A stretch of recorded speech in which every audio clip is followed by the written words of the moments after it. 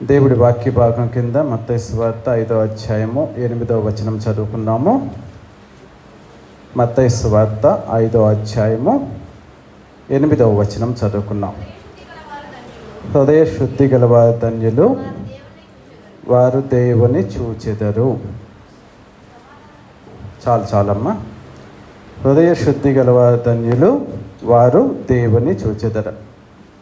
ప్రియమైన దేవుని బిడ్డలారా, ఇక్కడ వెనక రాసిన వాక్య భాగంలో పరిశుద్ధుడు అని రాసింది. యేసుక్రీస్తు మనల్ని పరిశుద్ధపరచడానికి ఈ లోకానికి వచ్చాడు. ఈ యొక్క హృదయ శుద్ధి గల ధన్యులు దేవుని చూచెదరు. దీని గురించి ఈరోజు మాట్లాడుకున్నాం. శుద్ధీకరించటం అంటే ఈ లోకంలో మనము శారీరకంగా చాలా అందంగా, చక్కగా, ఆరోగ్యంగా ఉండటానికి రకరకాలైన పద్ధతులు వాడుతూ ఉంటాం. మంచి డైట్ తింటాము, డైట్ తీసుకుంటాము, బాగోపోతే డాక్టర్ గారి దగ్గరికి వెళ్తాము, లేకపోతే సోప్స్ వాడతాము, రకరకాల కాస్మెటిక్స్ వాడి ఇంకా చక్కగా అందంగా అందరికీ కనపడటానికి, ఎక్కువ కాలం జీవించడానికి రకరకాలైన పద్ధతుల్ని మనం పాటిస్తూ ఉంటాం. శారీరకమైన సౌందర్యం. కానీ క్రైస్తవులుగా మనకి దేవాది దేవుడు ఏం చెప్తుందంటే అంతరంగిక సౌందర్యం, నీ హృదయ సౌందర్యం, నీ ఆత్మ సౌందర్యంగా ఉండాలని చెప్తాడు. దీన్ని శుద్ధీకరించుకోమని చెప్పి దేవుడు ఇక్కడ చెప్తున్నాడు. హృదయ శుద్ధి గల వారు ధన్యులు, వారు దేవుని చూస్తారు. ఇక లోకంలో అందంగా ఉన్నారనుకో, సెలబ్రిటీస్ ప్రతి వాళ్ళు వాళ్ళని చూస్తానికి ప్రయత్నిస్తూ ఉంటారు. అంటే అందంగా ఉన్నవి ఆకర్షిస్తాయి కాబట్టి ఈ లోకంలో అందంగా ఉన్న వాళ్ళని ప్రతి వ్యక్తి చూస్తానికి ఎలాగైతే ఇష్టపడుతూ ఉంటారో, హృదయ సౌందర్యం అంటే నీ ఇన్నర్ బ్యూటీ, నీ హార్ట్, నీ హృదయంలో అందం ఉంటే నీవు సేవించే దేవుణ్ణి చూడగలవు. అలాంటి కోరిక నీకు ఉంటే నీ హృదయాన్ని శుద్ధీకరించుకొని పవిత్రపరచుకొని దేవుణ్ణి చూడగలిగిన వ్యక్తిలాగా నిన్ను రూపాంతరము చెందుకొని వాక్య భాగము. ఒక ఉదాహరణతో నా వాక్యాన్ని ప్రారంభిస్తాను. ఒక ఇద్దరు స్నేహితులు మోటార్ సైకిల్ మీద వెళ్తూ యాక్సిడెంట్, ఒక లారీ కొట్టేసింది.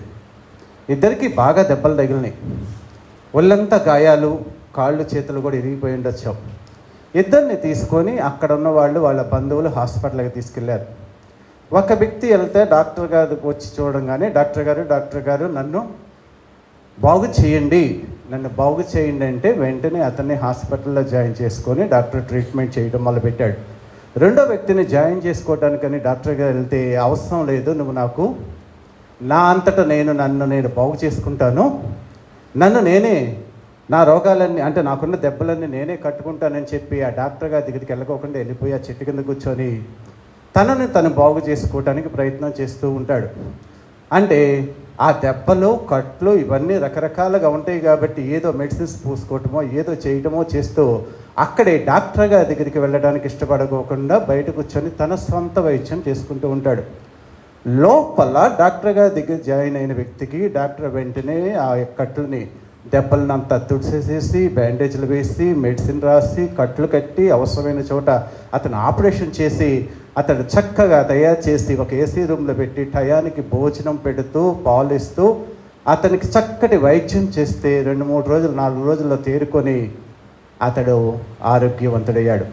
ఈ బయట చెట్టు కింద కూర్చున్న వ్యక్తి అలాగే తనంతట తను ఏదో రోడ్డు మీద కనపడిన టీ, కాఫీ తాగుతున్నాడు. అవన్నీ శుద్ధీకరణ చేసుకోవడానికి ప్రయత్నాలు చేస్తూ వాటి నుంచి ఇంకా అధికమైన దెబ్బలకి అంటే ఇన్ఫెక్షన్ స్టేజ్కి వెళ్ళిపోవటానికి అతడు సిద్ధపడుతూ ఉన్నాడు. ఆ హాస్పిటల్లో జాయిన్ వ్యక్తి తిరిగి డిశ్చార్జ్ అయిపోయి వెళ్ళిపోతూ ఈ చెట్టు కింద వ్యక్తిని చూసి, నువ్వు కూడా జాయిన్ అవ్వచ్చు కదా అంటే, నీ మొహం నీకేం తెలుసు, ఆ డాక్టర్ దగ్గరికి నేనెందుకు వెళ్ళాలి, నన్ను నేనే వైద్యం చేసుకుంటానని ఇక్కడే ఉండి వేదన పడుతూ దాంట్లోనే ఆనందించటం అనేది ఇష్టపడుతూ ఉంటాడు. ప్రియమైన దేవుని బిడ్డలారా, దీన్ని బట్టి మనకు తెలిసింది మీరు అర్థం చేసుకోండి. దేవుడు ఎంతో ప్రేమమయుడు. నేను నీ హృదయ అంతరంగంలో ఉన్న ప్రతి పాపాన్ని నేను శుద్ధీకరిస్తాను, నువ్వు నా దగ్గరికి రా, నేను శుద్ధీకరిస్తాను అని చెప్పి సర్వ సమాజాన్ని పిలిచి అందరినీ తన రక్తం చేత కడిగి పరిశుద్ధపరచడానికి ఆ లోకాన్ని విడిచి ఈ లోకానికి వచ్చి అందరికీ తన ప్రేమ కల హస్తాల్ని చాచి సిలువలో తన విలువైన రక్తాన్ని ప్రోక్షించి విమోచన క్రయధనముగా ఆయన నీ కోసం వెలగా చెల్లించబడి, నేను నిన్ను శుద్ధీకరిస్తాను, నా దగ్గరికి రెండంటే నేను మంచివాడిని అయ్యాకొస్తాను, నన్ను నేను పవిత్రీకరించుకుంటాకు వచ్చాను, నాలో ఉన్న ఆ చెడు లక్షణాలను తీసేసుకున్నాకు వస్తాను, నా కుటుంబంతో ఉన్న ఆ విగ్రహాలను సంబంధమైన ఆ బాధ్యతలన్నిటి నుంచి తొలగిపోయాక వస్తాను, నా పిల్లల పెళ్ళిళ్ళు అయ్యాక వస్తాను, నా పిల్లలు ప్రయోజకులు అయ్యాక వస్తానని రకరకాలైన లోకపు కోరికలతో నన్ను నేను నీతిమంతుడిగా తీర్చుకున్న తర్వాత, నన్ను నేను పరిశుద్ధపరుచుకున్న తర్వాత నేను వస్తాను అని దేవుడి దగ్గరికి వెళ్తానికి చాలామంది దేవుణ్ణి తమ దేవుడిగా అంగీకరించడానికి మనస్సు ఒప్పుకోక ఆ చెట్టు కింద కూర్చున్న పేషెంట్ ఎలాగైతే ఇబ్బంది పడుతున్నారో, ఈ లోకములో కూడా దేవుడు ఆశీర్వాదాలు పొందుకోకుండా దేవుడి చేత కనపరచబడిన వ్యక్తిగా, ప్రేమించబడిన వ్యక్తిగా సమాజంలో నిన్ను నువ్వు మార్చుకోకుండా ఇంకా ఉన్నట్లయితే దేవుడు ప్రేమగా తన ఆ హస్తాన్ని చూపుతున్నాడు.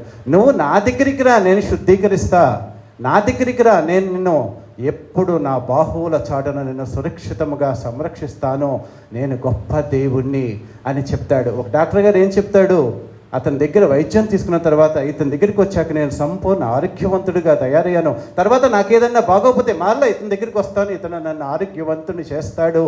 ఈ డాక్టర్ మీద ట్రస్ట్తో అతను ఎవరైతే అతని చేత ఆ యొక్క స్వస్థత పొందాడో అతను వెళ్ళిపోయి నిరంతరము తనకు బాగున్నప్పుడల్లా డాక్టర్ గారి దగ్గరికి వచ్చి తన శారీరకమైన ఆరోగ్యాన్ని ఎలాగైతే పొందుకుంటాడో, ఆత్మీయమైన మీరు మీ కుటుంబాల్లో మీ పిల్లల్ని కానీ మీరు కానీ ఆత్మీయమైన మిమ్మల్ని శుద్ధీకరించి పవిత్రపరచగలిగిన ఆ ఉత్తముడైన మహోన్నతుడైన ఆ దేవుడు శిలువ మీద కనబడుతూ తన పవిత్రమైన రక్తాలతో మీ ఆత్మల్ని పోషించటానికి, పరీక్షించడానికి, దాన్ని పరిశుద్ధపరచడానికి యోగ్యుడైన ఆ దేవుణ్ణి మీ దేవుడిగా మీరు అంగీకరిస్తే ఆయన మీ హృదయంలో కార్యం చేయడానికి సిద్ధంగా ఉన్నాడు. మనల్ని మనం పరిశుద్ధపరచుకోలేము, మనల్ని మనం పవిత్రపరచుకోలేము. ఆయన ఆశ్రయములో, ఆయన నీడలో, ఆయన రెక్కల చాటున, ఆయన కాపుదలలో మాత్రమే మీకు భద్రత ఉంది. కానీ ఈ లోకంలో ఎవ్వడు ఇవ్వలేడు. ఈ లోకంలో ఏ వ్యక్తికి ప్రస్తుతం రక్షణ లేదు. ఎప్పుడు ఏది జరిగిద్దో, ఏ రోగం వస్తుందో, ఎక్కడ ఏం చేస్తారో, రోడ్డు మీద వెళ్తుంటే ఆ సంద చివరి ఎక్కడ దౌర్జన్యాలు జరిగి మనుషులు మారణ హోమాన్ని సృష్టిస్తున్నారో, ఎక్కడ కూర్చుంటే ఎక్కడ బాంబు పేలిద్దో, ఎలాంటివి జరుగుతాయో తెలియదు. కాబట్టి ఇలాంటి విపత్కరమైన పరిస్థితులు ఉన్న ఈ లోకంలో నీవు దేవాది దేవుడైన ఆ దేవుడిని నీ రక్షకుడిగా అంగీకరించి అతన్ని నీ హృదయ అంతరంగంలోకి నువ్వు అంగీకరించినట్లయితే నీ జీవితము ఆయన చేతుల్లో శ్రేష్టమైనదిగా ఉన్నది అన్న సత్యాన్ని నువ్వు తెలుసుకో. ప్రియమైన బిడ్డలారా, నీ ఆంతరంగిక సౌందర్యము, నీ ఆత్మ దేవుడికి కావాలి. శరీరము ఒక మన్నైనది మరలా తిరిగి మన్నైపోద్ది కాబట్టి ఆత్మ దయచేసిన దేవుడి ఎదురు కాబట్టి ఆ ఆత్మీయమైన సౌందర్యాన్ని కలిగిన వ్యక్తిగా దేవుడు నిన్ను మార్చటానికి వచ్చాడు. అలాంటి ఆత్మీయమైన సౌందర్యం కలిగిన పరిశుద్ధుడైన దేవుడు కాబట్టి నిన్ను అలా రూపాంతరం చెందించగలదన్న నమ్మకంతో మీరు దేవుణ్ణి మీ దేవుడిగా మీ హృదయాల్లో ప్రతిష్ఠించుకొని ఈ లోకంలో రక్షణ ఇస్తాడు, ఈ లోకంలో ఆరోగ్యాన్ని ఇస్తాడు, ఈ లోకంలో అన్ని సంతోషాలని దేవుడు ఇవ్వగలడు. కానీ అంతకంటే ముఖ్యమైన మీ ఆత్మని పరిశుద్ధమైనదిగా తీర్చిదిద్దుకునే ప్రక్రియ నేర్పటానికి ఈ లోకానికి మానవుడిగా వచ్చి తను నిన్ను నన్ను విమోచించి తన పవిత్రమైన మార్గంలో నడిపించే మార్గాన్ని బోధించి వెళ్ళాడు. మరి మనము ఎలాగూ శుద్ధీకరించబడతామని బైబిల్ గ్రంథాల్లో కొన్ని చూసుకుందాము.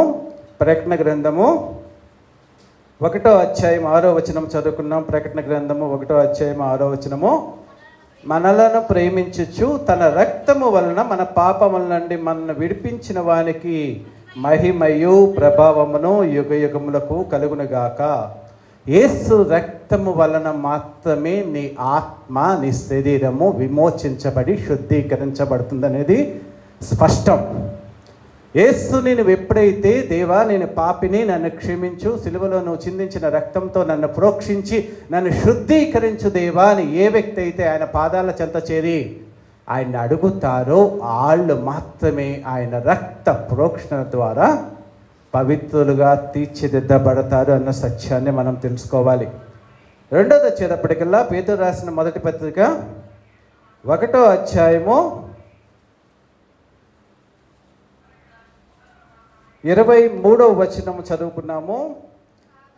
కాగా క్షయబీజం నుంచి కాక శాశ్వతమగు జీవము గల దేవుడి వాక్యం మూలముగా అక్షయ బీజము నుంచి పుట్టింపబడిన వారు గనుక నిష్కపటమైన సహోదర ప్రేమ కలుగునట్లు మీరు సత్యమునకు విధేయులవుట చేత మీ మనసులను పవిత్రపరచుకున్న వారే. సత్యమునకు విధేయులగుట మూలంగా యేసుక్రీస్తు రక్తము నిన్ను శుద్ధీకరిస్తుందని సర్వ మానవాళికి ప్రపంచవ్యాప్తంగా యేసుక్రీస్తుని నమ్ముకోవటం మూలంగా నువ్వు ఈ లోకంలో నీ పాప భ్రష్టత్వ జీవితం నుంచి పరిశుద్ధమైన వ్యక్తిలాగా, పవిత్రమైన వ్యక్తిలాగా తీర్చిదిద్దబడతావు అని ప్రపంచం మొత్తం ప్రకటించబడుతుంది 2000 సంవత్సరాల నుంచి. ఎవరైతే ఆ మాట విని అది సత్యమని తెలుసుకొని ఆ సత్యానికి విధేయత చూపించటం మూలంగా పవిత్రులుగా, పరిశుద్ధులుగా మార్పు చెందుతారు అన్న సత్యాన్ని తెలుసుకోండి.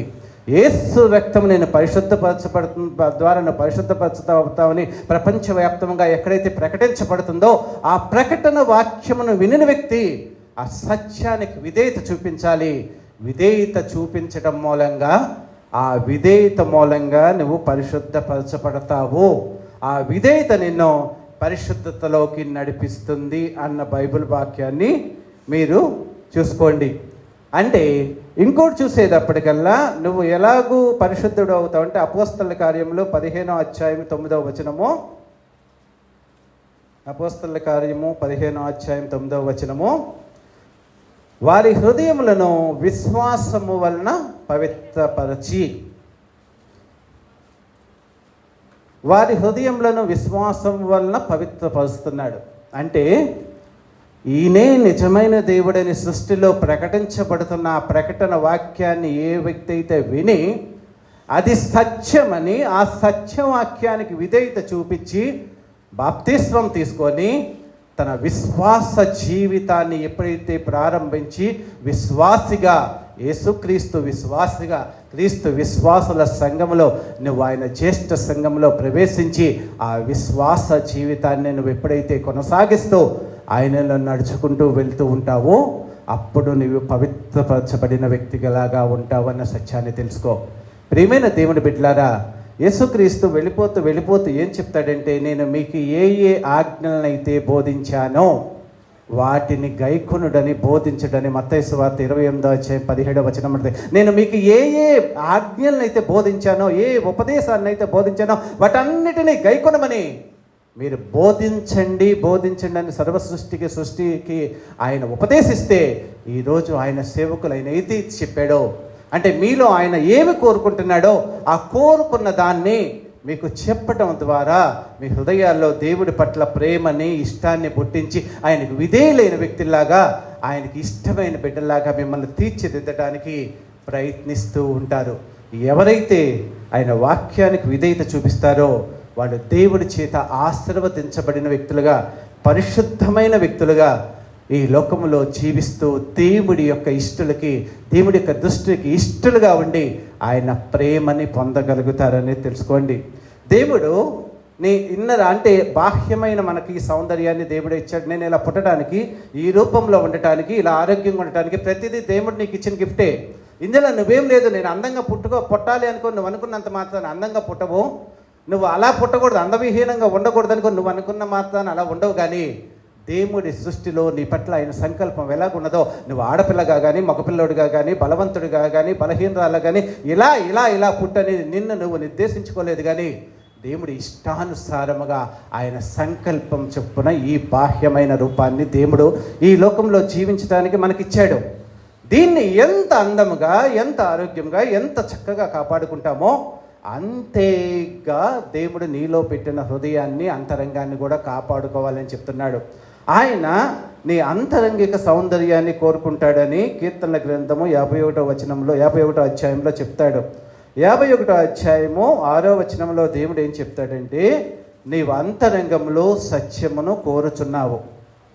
నీవు అంతరంగంలో సత్యాన్ని కోరుతున్నావు. బాహ్యమైన ప్రవర్తనప్పుడు నేను జీవించే జీవిత విధానం నా కుటుంబానికి తెలుస్తుంది, సొసైటీకి తెలుస్తుంది. కానీ నా మనసు అంతరంగంలో ఉన్న ద్వేషం కానీ, కక్షలు కానీ, అసూయలు కానీ దేవుడు వేరే నటిస్తూ ఉంటారు. ఇప్పుడు లోకంలో ఇద్దరు ఫోన్ మాట్లాడుకున్నారంటే, ఒక వ్యక్తి ఇంకో వ్యక్తికి ఫోన్ చేసినప్పుడు ఫోన్లో ఇద్దరు ఎంతో చక్కగా మాట్లాడుకుంటారు. నువ్వంటే నాకు ఎంత ఇష్టమో, నువ్వంటే నాకు ఎంత ఇష్టమో, ఇద్దరు ఫోన్లు అలాగే మాట్లాడుకుంటారు. ఫోన్ బటన్ నొక్కిన తర్వాత అంతకుముందు మాట్లాడిన వ్యక్తిని మాట్లాడే మాటలు మీ తర్వాత వినండి. ఎదురుగా మాట్లాడే వ్యక్తి, ఒక వ్యక్తి మనకు ఎదురుగా కనబడినప్పుడు బాగున్నారా అని ఎంతో ప్రేమగా మాట్లాడుకుంటాం. కానీ 4 అడుగులు దాటి వెళ్ళిపోయాక ఆ వ్యక్తి గురించి నువ్వేం మాట్లాడుకుంటున్నావో, నువ్వు వెళ్ళిపోయిన తర్వాత నీ గురించి వాళ్ళేం మాట్లాడుకుంటున్నారో అనేది మనందరికీ తెలుసు. కానీ ఒక వ్యక్తి ముఖస్థుతి కోసము లేనిపోని ప్రేమల్ని, లేనిపోని నీలో ఉన్న నేను చాలా మంచివాడిని, మంచిదాన్ని అని నటించడానికి పెదవుల మీద ఆ విధమైనది అలా క్రియేట్ చేసుకొని జీవించడం మనకు అలవాటైపోయింది. అంతేగాని ఏమీ ఉండదు. అంత అభూత కల్పన, మాయ, అంతా నటించడమే. జీవితమే నటించడం, భార్యాభర్తల జీవితమే నటించడం. జీవించాలి, జీవితాంతం ఆమెతో ఉండాలి కాబట్టి ఆమె చెప్పింది వెంటనే కానీ హృదయపూర్తిగా నీకు ఇష్టం ఉండదు. నేను చెప్పింది తనకి కూడా ఏదో జీవించాలి, నన్ను బాగానే చూసుకుంటున్నాడు కాబట్టి అతని మాట వినాలనే కానీ మనస్ఫూర్తిగా ఏ వ్యక్తి కూడా ఏ వ్యక్తిని ప్రేమించదు. నన్ను నేను ప్రేమించుకున్నంత స్వార్థంగా ప్రపంచంలో ఏ వ్యక్తిని ప్రేమించను. ఆ సత్యం తెలుసుకోండి. అంతేగాని ఎదుటి వ్యక్తి నిన్ను ప్రేమిస్తున్నాడని మాట్లాడినంత మాత్రాన ఏ వ్యక్తికి ప్రేమ లేదు. ఈ లోకంలో పిల్లలని ఆస్తిలో వాటాలో ఒక 1% తగ్గించండి, మిమ్మల్ని రోడ్డు మీద ఎలా తిడతారు? నువ్వు అడిగింది ఇవ్వకోకుండా మీ పిల్లలను ఒక్క మాట వెంటనే వితిన్ సెకండ్స్లో ఎలాగంటే ఎంత కోపిష్టి వాళ్ళలాగా ఉండి నిన్ను ఎలా అసహించుకుంటారంటే ఒక్క సెకండ్లో వాళ్ళ లక్షణం తెలిసిపోతుంది. ఈ లోకంలో ప్రేమను చూసి ఇవే నిజమనుకొని వీళ్ళల్లోని ఏదో గొప్ప, వీళ్ళ కోసమే నేను జీవిస్తున్నాను, వీళ్ళ కోసమే బ్రతుకుతున్నాను అనుకొని నిజముగా మనస్ఫూర్తిగా నీ ఆంతరిక సౌందర్యాన్ని కోరుకుంటున్న ఆ దేవాది దేవుడికి నువ్వు ఎంత, వీళ్ళకి ఇంత నటించే వాళ్ళ కోసమే ఈ లోకంలో నీ జీవితాన్ని సాక్రిఫైస్ చేస్తున్నావు. నటించే వాళ్ళ కోసమే నువ్వు నీ జీవితాన్ని పణంగా పెట్టి జీవిస్తున్నావు.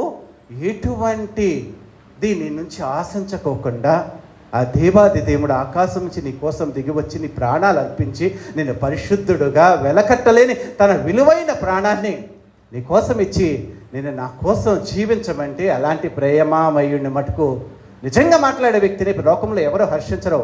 అలాగే మనము కూడా ఆయన అంగీకరించడానికి ఇష్టపడతలేదు. ఆయన అంతరంగమున సౌందర్యాన్ని కోరుకుంటున్నాడు.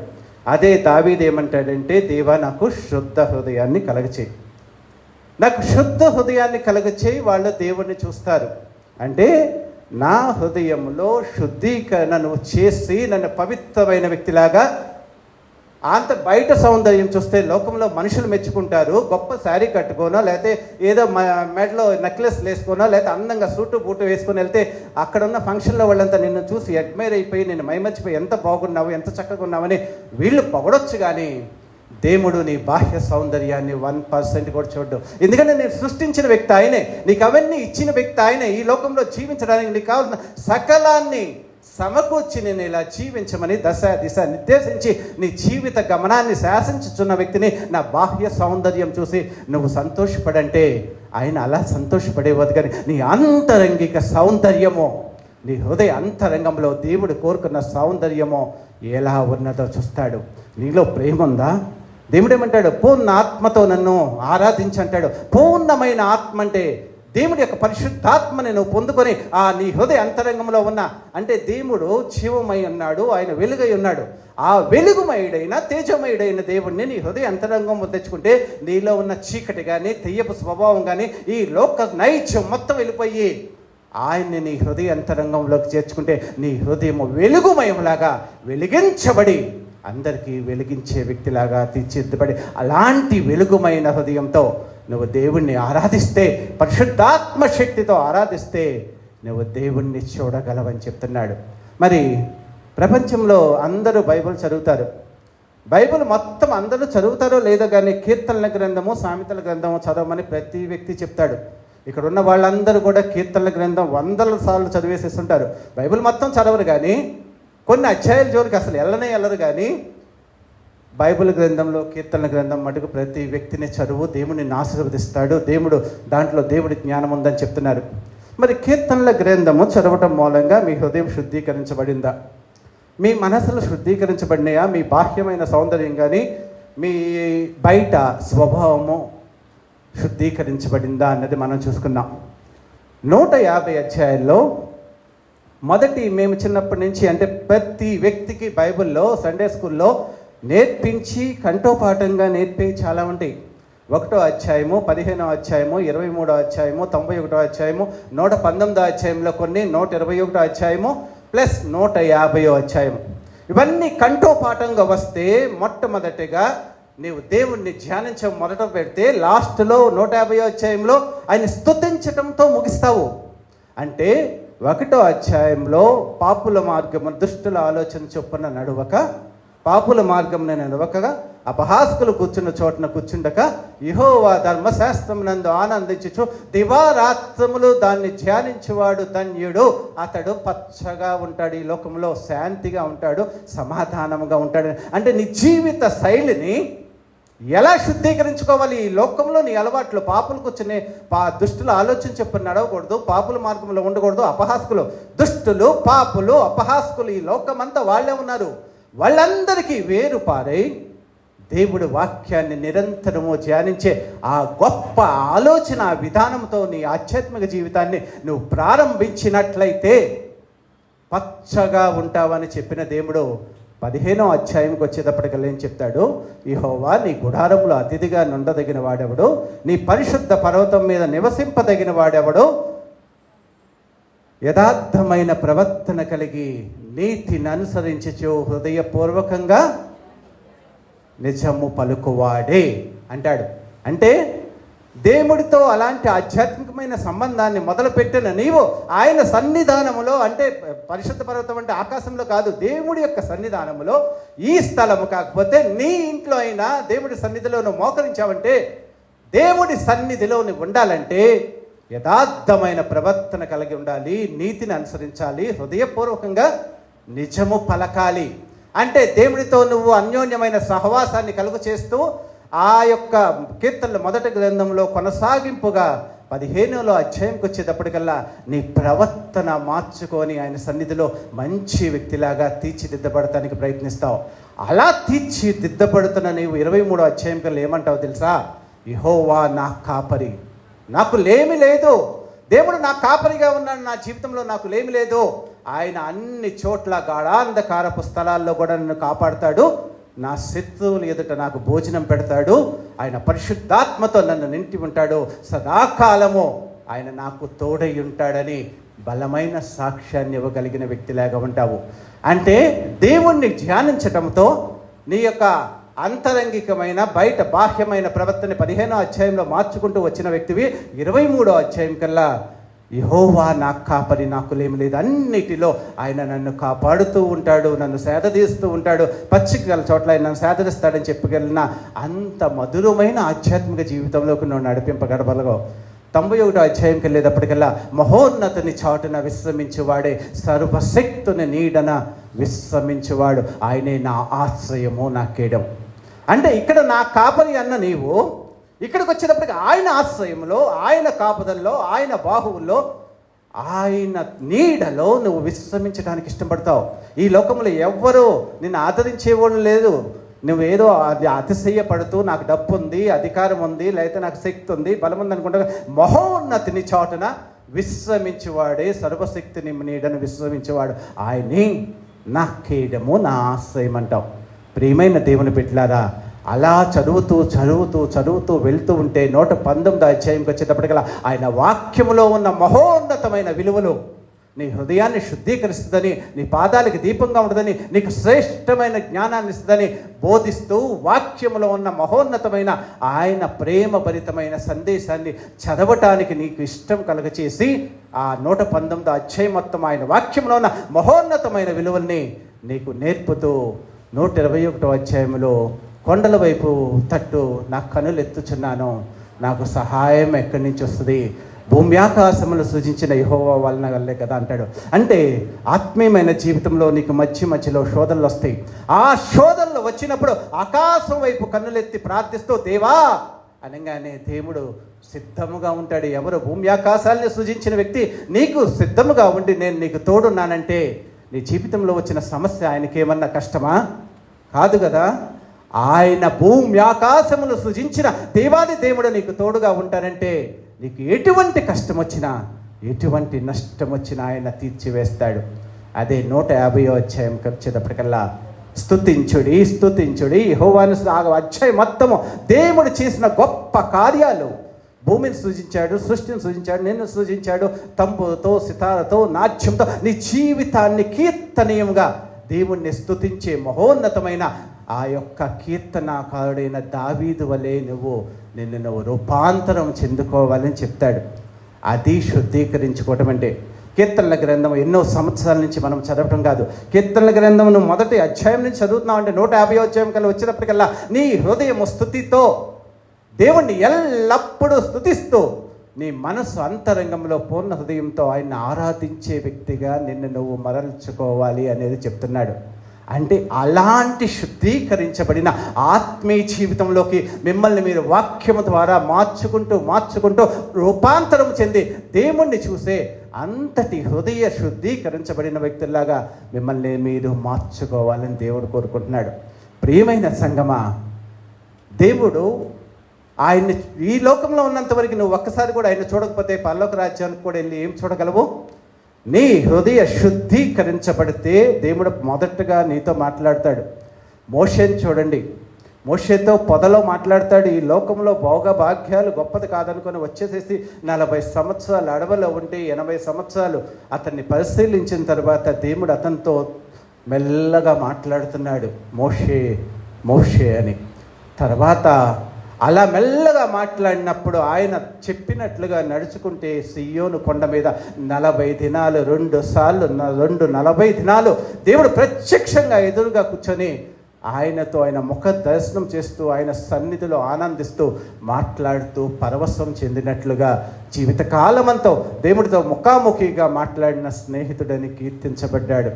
అలాంటి గొప్ప దేవుడు, అలాంటి మార్పు చెందిన నువ్వు మాట్లాడే స్థాయి నుంచి హృదయ శుద్ధికి వస్తే ఫస్ట్ నువ్వు ఆయనతో మాట్లాడిన తర్వాత ఆయన ముఖ దర్శనాన్ని నీకు ఇస్తాడు అన్న సత్యాన్ని తెలుసుకోండి. ప్రియమైన బిడ్డలారా, షడ్రక్ మేషక్ అబేద్నెగోలు ఉన్నారు. వాళ్ళు ఎంతో శుద్ధీకరించబడి అపవిత్రపరచబడుకోకుండా విగ్రహానికి మేము మొక్కుతే ఎక్కడ అపవిత్రపరచబడతామో విగ్రహారాధన చేసామనుకొని ఆయనకి హృదయంలో ఆయన ఆంతరింగికమైన సౌందర్యం కలిగిన వ్యక్తులుగా శుద్ధ హృదయాన్ని కలిగి ఉండి దేవుడి కోసం నిలబడితే అగ్నిగుండంలో 4వ వ్యక్తిలాగా దేవుడు ప్రత్యక్షమయ్యాడన్న సత్యాన్ని తెలుసుకోండి. క్రొత్త నిబంధనలకు వచ్చేటప్పటికల్లా అపోస్తలుడైన పౌలుతో ఫస్ట్ దేవుడు మానవ మాత్రుడుగా అతను ఆ దమస్కు నుంచి వెళ్తున్నప్పుడు మాట ద్వారా సంధించాడు. ఆ మాటకు వినపడిన తర్వాత దేవాలయంలో అతడు ప్రార్థన చేస్తుంటే పరవశుడై దేవుణ్ణి చూచినట్లుగా ఉంది.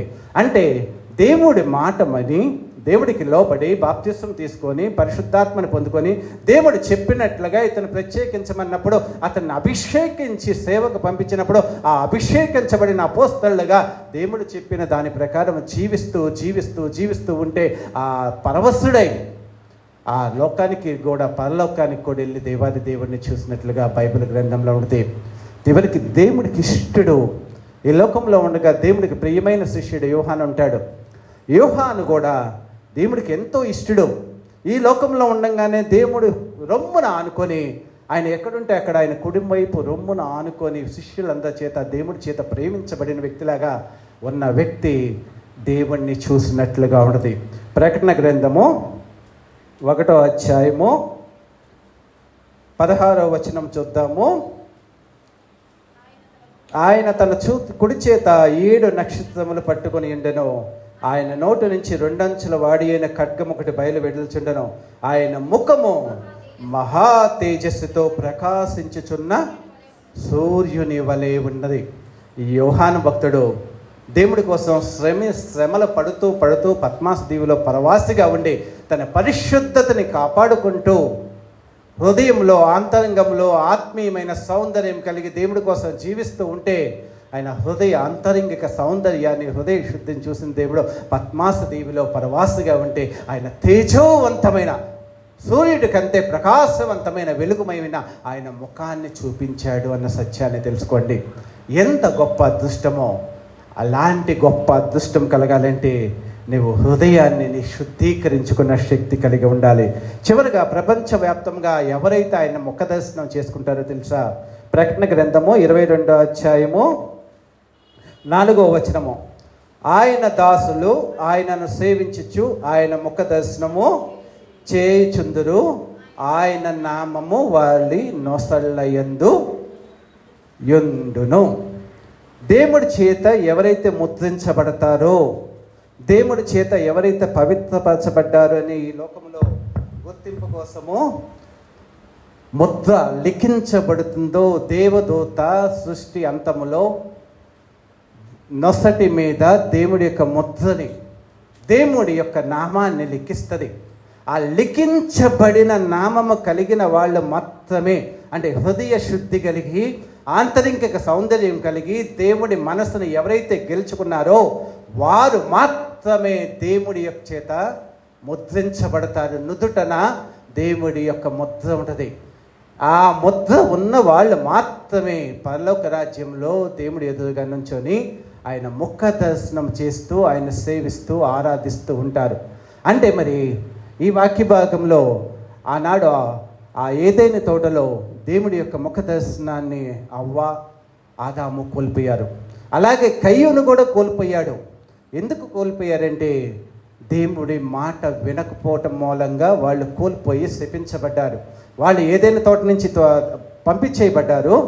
కయ్యూను శపించబడ్డాడు. అతని నుదుటి మీద కూడా ఒక శాపం, ఇతన్ని ఎవడు టచ్ చేయడానికి ఇల్లేదు, ఇతను చంపేయడానికి ఇల్లేదని నుదుటి మీద ఒక ముద్ర వేశాడు. శపించబడిన వ్యక్తిగా హృదయములో సౌందర్యం లేకోకుండా సహోదరుడి మీద ద్వేషాన్ని, అసూయని, కలహాన్ని పెంచుకొని అతన్ని చంపేసి అతని ఆత్మీయ జీవితాన్ని నాశనం చేయడానికి కంకణం కట్టుకొని శారీరకంగా అతన్ని నాశనం చేసిన వ్యక్తిని అతడి యొక్క నుదుటి మీద దేవుడు ముద్ర వేసి ఇతన్ని ఎవడు చంపడానికి వీల్లేదనేసిన వ్యక్తి, అదే దేవుడు ఎవరైతే హృదయంలో ఆంతరంగంలో సౌందర్యం కలిగి దేవుడి ప్రేమని గెలుచుకొని దేవుడితో జీవిస్తూ ఉంటారో వాళ్ళ నుదుటి మీద దేవుడు ప్రేమగా తన ప్రేమను లిఖించి పరలోక రాజ్యంలో చేర్చుకోవడానికి ఇష్టపడుతున్నాడు.